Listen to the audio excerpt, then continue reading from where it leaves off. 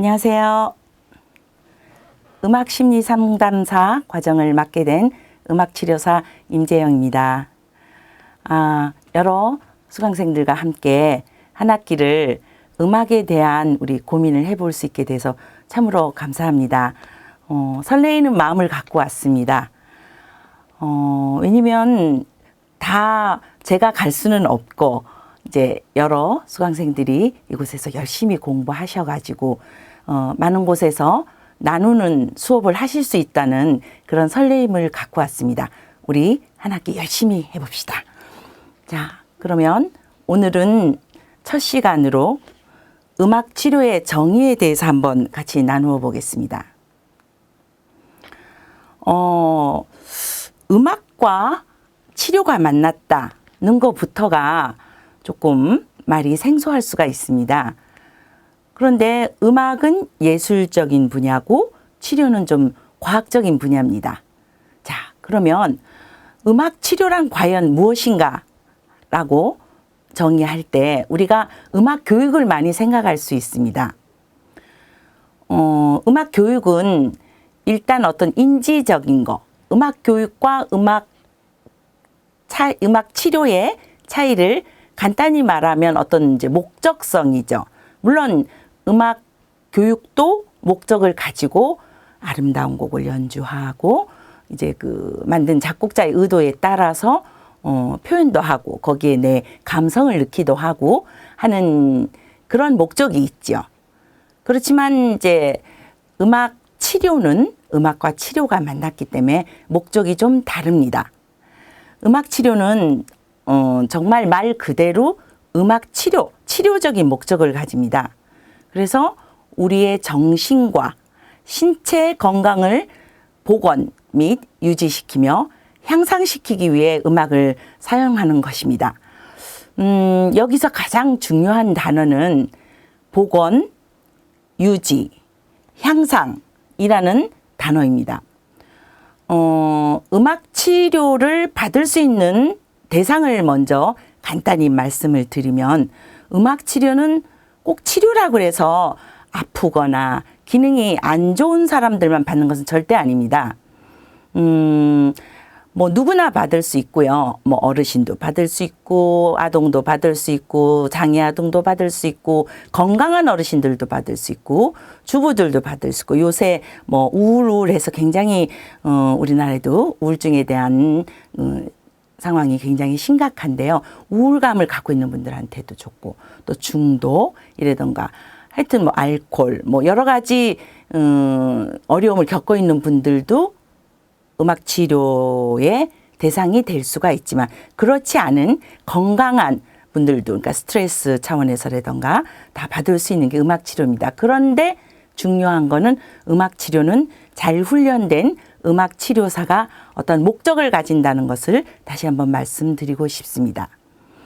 그러면 여기서 음악 치료의 목적을 정신과 신체 건강을 복원, 유지, 향상시킨다 이렇게 말씀을 드렸는데요. 복원이라고 그러면 먼저 마이너스예요. 예를 들어서 교통사고를 당해서 하반신마비가 됐다거나 또 뭐 뇌졸중 이런 걸로 편마비가 됐다거나 또 하여튼 마이너스인 상태를 플러스인 상태로 기능을 올려주기 위해서 정신과 신체 건강을 복원시켜주는 거. 물론 신체 건강도 복원을 시켜줘야 되겠지만 그런 분일수록 더 우울감에 빠지게 쉽고 그래서 정신적인 면도 복원시켜주는 게 목적을 가집니다. 또 두 번째로 유지라고 보는데 유지는 마이너스인 경우를 마이너스로 말 그대로 유지. 가장 좋은 예가 치매 어르신들. 치매 어르신들은 이제 세월에 의해서도 그렇고 또 이제 혈관성 치매라던가 또 뭐 여러 가지 뭐 알츠하이머라던가 파킨슨 이런 걸로 해서 치매가 올 수가 있습니다. 이제 그런 분들은 뇌세포가 파괴가 됩니다. 그러면 파괴된 뇌세포는 다시 재생되기 어려운데 파괴되지 않는 뇌세포를 활성화해서 유지로 간다는데 목적을 잡습니다. 그러면 향상이라는 건 뭐냐면 플러스인 경우인데 더 플러스인 상태로 예를 들어서 건강한 육체적으로는 건강한데 마음이 우울이 있다거나 또 자신감이 없다거나 이런 분들은 플러스인 상태에서 더 플러스 될 수 있는 데다가 목적을 두고 음악 치료 세션을 시행합니다. 그러면 치료적 환경, 즉 음악적 활동을 통해 음악 외적인 목표, 예를 들자면 편바비가 있어서 숟갈을 이렇게 밥을 숟갈질을 못하던 어르신이 핸드벨이라던가 이런 걸 통해서 이 대근육이 점점 음악적인 자극을 받아서 숟갈질에까지 이를 수 있다는 것은 음악 외적인 데까지 목표를 잡는 것입니다. 이제 그래서 그런 이제 내담자의 행동을 바람직한 방향으로 변화시키는데 이제 목적을 가지고 또 음악 치료를 합니다. 여기 제가 예로 써놓은 게 있는데 만약에 북을 친다. 보통 사람들이 북을 친다는 거는 그냥 뭐 즐거운 마음에서 칠 수도 있겠죠. 근데 이제 우리 음악 치료적인 환경에서는 북치기를 한다는데도 목적을 가집니다. 이제 어떤 목적을 가지냐면 자신감을 가질 수 있고 또 지속적으로 같은 박으로 북을 친다거나. 그 다음에 이제 북을 치기 위해서는 집중력이 필요합니다. 집중력. 그리고 북을 치는 것도 어떤 사람은 짧은 박으로 칠 수 있고 어떤 사람은 긴 박으로도 칠 수 있고 해서 감정 표현을 해낼 수 있습니다. 또 아주 중요한 운동 근육의 대근육의 향상을 위해서 북을 칠 수도 있는데 목적을 가집니다. 이제 앞으로 많이 소개하겠습니다. 그 다음에 이제 피아노 연주를 한다. 피아노 연주를 한다는 거는 우리가 손가락을 다 사용하기 때문에 소근육, 또 피아노 연주를 하기 위해서는 집중력, 그리고 피아노 연주를 하기 위해서는 상호 교류를 바라보면서 향상을 위해서 또 피아노 연주를 합니다. 그 다음에 이제 노래 부르기라는 또 우리 음악 치료에 어떤 기법이 있습니다. 노래 부르기를 한다면 뭐 여러분들 잘 아시겠지만 일단 호흡이 필요하죠.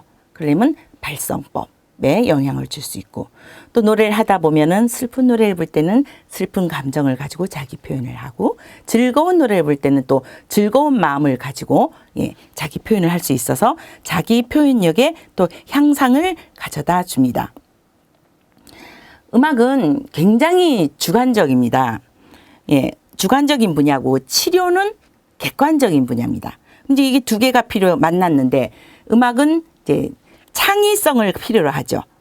창의성을. 그런데 치료는 이제 어떤 객관적인 힘에 의해서 되기 때문에 음악의 강력한 힘이 이제 작용을 해서 치료를 도와줍니다. 그래서 주관성이라는 것은 여기서 예술성, 또 신미성, 개인성, 창의성, 즉흥 연주 같은 걸 하기 위해서는 또 창의성이 필요합니다. 그래서 음악이 그렇게 치료 안에서 작용을 하고 있습니다.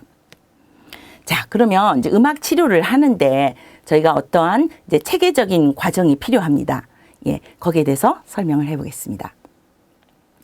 자, 음악 치료에 이제 그 툴에 들어왔을 때 일단은 진단 평가를 합니다. 이제 사정이라고 그러죠. 이제 이거는 이제 저희가 다른 의료적인 진단이 아니고 음악 안에서 이 사람이 얼만큼 이 내담자가 얼만큼 활동을 할 수 있고 얼마만한 기능을 갖고 있나를 진단해 보는 영역입니다.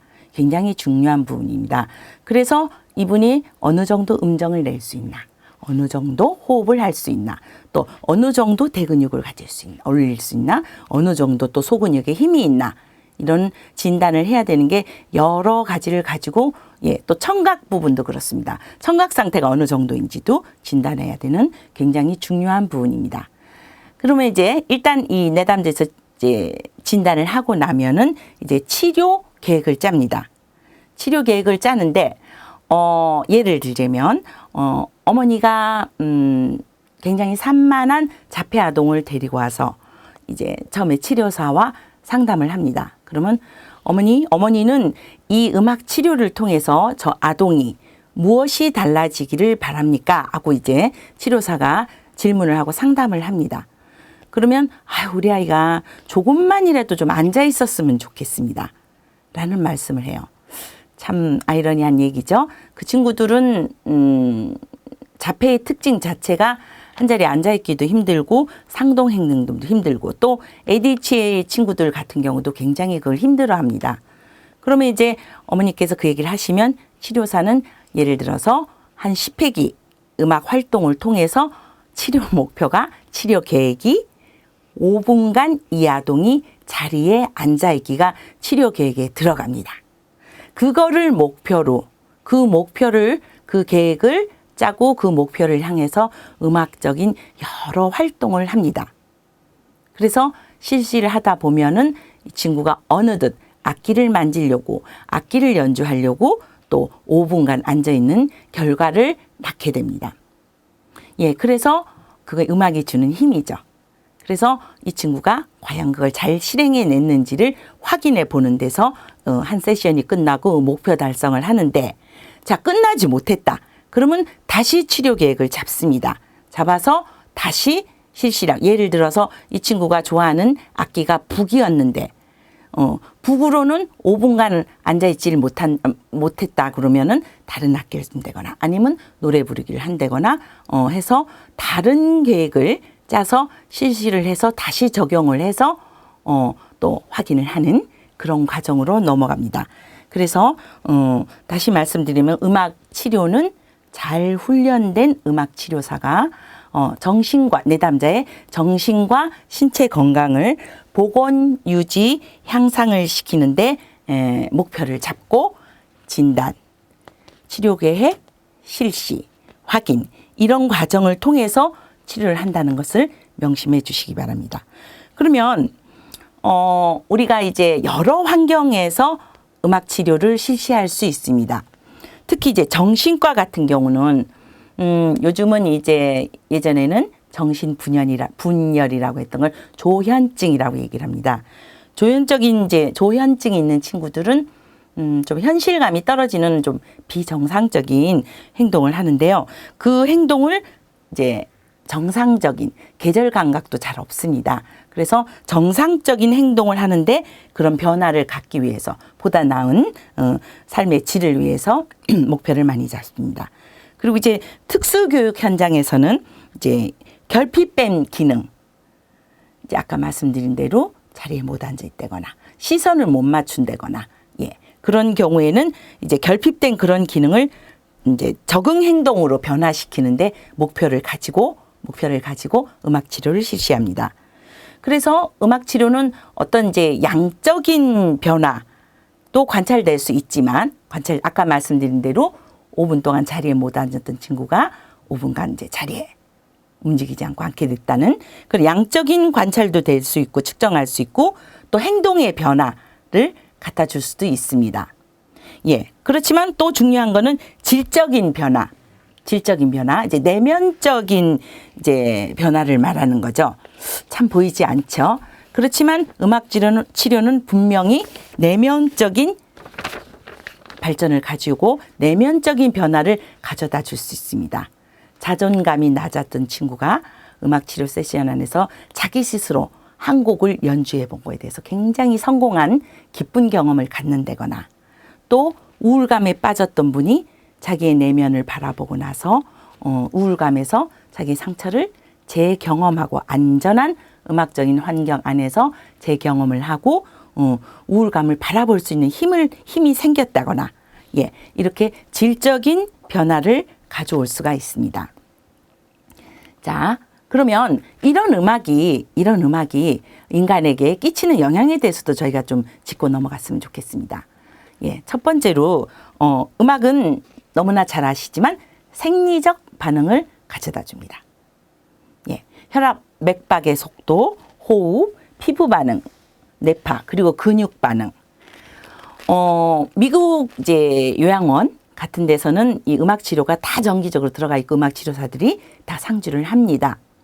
왜냐면 이제 그분들은 운동량이 많지 않고 특히 이제 혈압, 심박계 이런 질환도 많으시고 또 어르신들은 그 변화가 굉장히 예민하기 때문에 그 변화를 항상 몸이 있게 익숙하게끔 놀이를 통해서 음악 치료를 통해서 또 음악을 통해서 자극을 주고 자기가 느껴도 보고 안전한 가운데서 그런 변화를 갖는 그런 활동을 많이 합니다.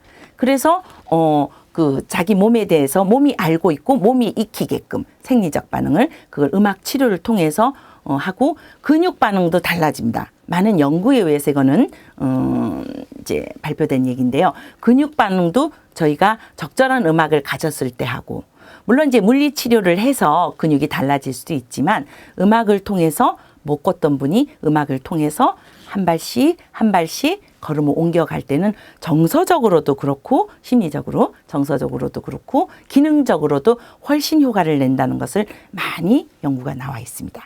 자, 두 번째는 심리적 반응입니다. 심리적 반응. 굉장히 중요한 얘기죠. 예, 심리적 반응. 음악을 듣는 사람이 그 음악과 관련된 이제 과거 경험이나 문화적 배경, 선호도와 음악 교육 정도 등의 음악을 들을 때 정서적 반응과 관계가 있다는 것은 너무나 중요한 사실입니다. 치매 어르신들이 언어 장애가 있고 말씀을 잘 못하신 어르신들도 과거의 노래가 나오면 한 줄도 안 틀리고 저보다도 잘 부르시는 걸 제가 여러 번 경험을 했습니다. 그리고 그 음악을 그 노래를 통해서 그 어르신들이 과거의 경험이나 살아왔던 이제 자기의 마을, 집, 또 문화적 배경 같은 거를 끌어내는 걸 많이 봤습니다. 그리고 이제 선호도라는 건 이제 좋아하는 음악에 예, 그래서 어떤 어르신들은 대중음악을 좋아하시고 어떤 어르신은 동요를 좋아하시고 또 뭐 일반인들 중에도 뭐 유행가를 좋아하시는 분도 있고 클래식을 좋아하시는 분도 있고 다 선호도가 틀려서 그런 심리적 반응을 일으키는 이제 음악을 들으면 선호하는 음악을 들으면 심리적 반응이 옵니다. 그리고 교육의 정도도 그걸 통해서 알아볼 수가 있습니다. 제가 어느 병원 시스템이었었는데요. 남자 어르신인데 휠체어를 타고 제 그 세션에 한 3번, 4번 그룹으로 오는데 전혀 말씀도 안 하시고 고개만 푹 숙이고 계시다가 그때 봄이었던 것 같아요. 그래서 봄에 관련된 노래를 봄이 오면 사내들에 불렀더니 갑자기 이 어르신이 아주 낮은 목소리로 봄이 오면 하면서 그 노래를 처음부터 끝까지 다 부르는 걸 봤어요. 그래서 그 어르신이 대학 교육도 받고 과거에 아주 리더로서 고위직에 계시면서 활동했다는 것을 알게 되었습니다. 자, 그 다음에 이제 세 번째로 음악이 인간에게 끼치는 영향은 사회적인 반응을 합니다. 음악은 정말 창조 때부터 있었던 것 같습니다. 음악은 가장 오래되고 가장 자연스러운 의사소통과 자기 표현 수단입니다. 음악은 또 비언어적인 의사소통 수단으로서 특별히 언어 사용 능력이 제한된 환자라도 치료사와 함께 연주하면 자신의 감정을 음악으로 표현할 수 있습니다. 놀라운 일이 굉장히 많죠. 뇌성마비 1급이라고 그러면은 거의 쓸 수 있는 기능이 호흡하고 그 여자친구였는데 저기 선배 치료사님이 사례를 얘기해 준 겁니다. 아예 그냥 외마디 소리만 발성만 냈던 친구고 누워만 있을 수밖에 없던 친구고 앉아 있을 때 밥을 먹을 때는 특수 휠체어에 이렇게 해서 특수한 장치를 하고 밥을 그것도 웃을 때나 입을 벌릴 때만 넣어줄 수 있는 굉장히 중증 장애 여자친구였습니다. 근데 그 친구가 할 수 있는 말은 이런 외마디밖에 못했어요. 근데 그 음정에서 안녕이라는 단어를 음악적인 지지로 끌어냈습니다. 그래서 그 친구는 그 안녕이란 말 한마디로 삶이 너무 달라졌어요. 왜냐? 그냥 방치만 되어 있던 친구가 사람들이 지나갈 때, 봉사자들이 지나갈 때 안녕 이런 말을 할 때 자기를 한번 봐주더라 이거야. 그리고 누구누구야 날 보고 안녕이라고 그랬어? 의사소통을 할 수 있는 게 그 친구한테는 엄청난 삶의 변화가 됐다는 것을 현장을 보고 또 들었습니다. 그래서 음악의 힘이죠. 예. 그리고 우리가 음악회에서 만약에 이제 완전 맞춤으로 끝나지 않고 이제 조금 불완전 맞춤으로 음악회가 끝났다 그러면 뭔가 좀 깨운치 않고 뭔가가 이게 뭐 마무리가 없는 것 같고 굉장히 찝찝한 마음을 많이 갖는 걸 경험해 보셨을 겁니다. 그래서 음악적 요소가 음악을 듣는 사람에게는 굉장히 개인적인 경험이고 특정한 경험을 하도록 어느 정도 이제 그 툴이 결정되어 있습니다. 예. 그게 이제 화성적 구도고, 그러니까 쉽게 말해서 음악의 여러 요소들이 그런 것을 끌어낸다고 볼 수 있습니다. 사회적 반응이 정말, 아침에도 제가 운전을 하면서 라디오를 듣고 왔는데, 음악이 없다면, 음악이 없는 세상을 상상할 수는 없을 것 같습니다. 예. 자, 예를 들어서, 광고를 하는데 배경음악이 없습니다. 그런 거 한번 상상해 보셨나 모르겠습니다. 광고를 하는데 음악이 없다. 그리고 아주 멋있는 풍경을 보는데 기왕이면 음악이 더 들어오면 훨씬 그 풍경이 저희들한테 더 감성적으로 다가오고 저희들한테 훨씬 더 정말 그 시각적인 반응이 더 향상된다는 걸 많이 경험하셨을 겁니다. 영화나 드라마나 그곳에도 음악이 없다면은 과연 그렇게 굉장히 액팅하고 또 효과가 굉장히 없고 효과가 뭐라 그럴까요? 제대로 그 감독이나 배우들이 표현하려고 하는 것을 제대로 전달이 안 될 거라는 것은 너무나 분명한 사실인 것 같습니다. 예. 그래서 음악이 인간에게 끼치는 여러 영향이 많지만 이렇게 생리적 반응과 또 심리적 반응. 자, 생리적 반응은 이제 육체적인 겁니다. 심리적 반응. 그다음에 이제 사회적 반응은 여러 사람과 더불어서 살 수 있는 그런 좋은 어떤 영향을 끼치고 또 음악이 인간에 끼치는 영향이 좁지만 않다는 거. 예, 굉장히 주관적이면서도 넓고 광범위하고 정말 그런 말 있죠. 신이 주신 선물 중에 최고는 음악이다. 이런 얘기도 많이 들으셨을 겁니다. 그래서 음악은 사람들마다 받아들이는 게 다 다르고 반응하는 게 다 달라서 어떻게 반응할지 모릅니다. 그렇지만 음악은 질서가 있습니다. 박자가 있는 거 다들 잘 아시죠? 예. 그래서 질서가 있고 음악은 어떻게 보면은 예비를 할 수 있는 어떠한 예시도 줍니다. 그래서 음악의 여러 요소들이 우리 인체에게 이런 반응을 끼친다는 것을 잊지 마시고 이런 음악적인 요소 화음도 있고 리듬도 있고 뭐 음률도 있고 뭐 박자도 있고 세기도 있고 이런 여러 요소들을 활용해서 우리가 음악적인 활동을 하는 것을 우리가 음악 치료다 이렇게 알고 계시면 여러분들이 앞으로 수업을 하는데 큰 도움이 될 것 같습니다. 예. 다음은 음악의 사회적 기능에 대해서 한번 알아보겠습니다. 음악의 사회적 기능이 10가지로 메리엄이라는 분이 1964년에 정리를 했습니다. 첫 번째로 음악이 사회적 기능, 아까도 이제 사회적 기능에 대해서 우리가 얘기를 좀 했는데요. 첫 번째로 이제 감정 표현이 있습니다. 자, 감정 표현을 참 중요하게 하는 게 가사죠. 가사가 굉장히 중요하죠. 예, 가사를 통해서 이 가사가 슬픈 가사일 수도 있고 기쁜 가사일 수도 있고 또 뭐 우울한 가사일 수도 있고 또 희망을 주는 가사일 수도 있고 그래서 감정 표현을 가사로 우리가 감정 표현을 가사라는 게 가장 좀 딱 떠오르는 게 세레나데 같은 거 그죠? 사랑의 노래 같은 거 이런 거는 정말 그 사랑하는 사람한테 고백을 할 때 감정 표현할 때 가사가 중요하죠. 두 번째로 이제 미적인 즐거움. 정말 음악은 뭐 더 설명할 것도 없죠. 아름답다는 것은 뭐 누구나 다 아는 거고 총체적인 아름다움을 주고 그걸 느낄 수 있게 해줍니다. 그다음에 이제 오락의 방법. 오락에서 노래가 빠질 수 없고 음악이 빠질 수 없다는 것은 너무나 자명한 일입니다. 그다음 네 번째로 커뮤니케이션, 상호교류, 의사소통, 감정 표현. 굉장히 중요하죠. 정말로 중요한 부분입니다. 음악 안에서 자연스럽게 의사소통이 된다는 것은 많이 경험해 보셨을 겁니다. 다섯 번째, 상징적 표현. 뭐가 있겠어요? 애국가가 딱 올렸어요. 그러면 애국가는 그 한 나라를 대표하는 곡이기 때문에 굉장히 상징성이 강하죠. 그리고 뭐 학교 교가도 있을 수 있겠고, 군가도 있을 수 있겠고. 네.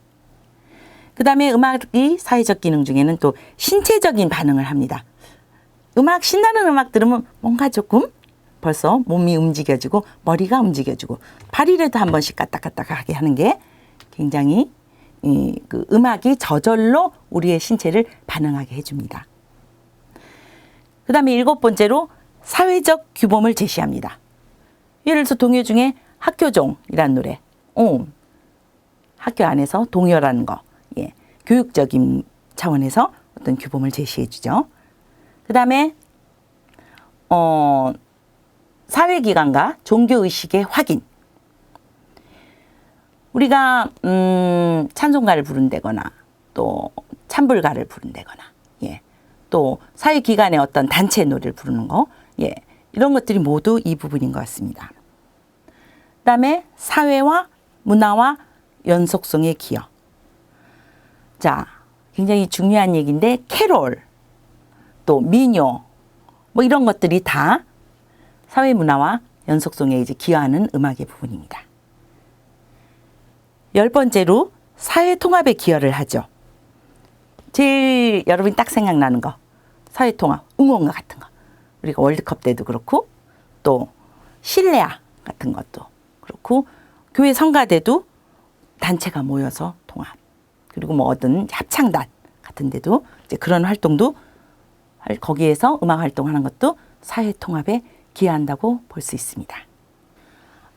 여기서 우리 1강의 음악 치료의 이제 정의에 대해서 쭉 한번 훑어보고 또 음악이 인간에게 끼치는 영향 또 사회적인 기능 이런 것에 대해서 우리가 공부했습니다.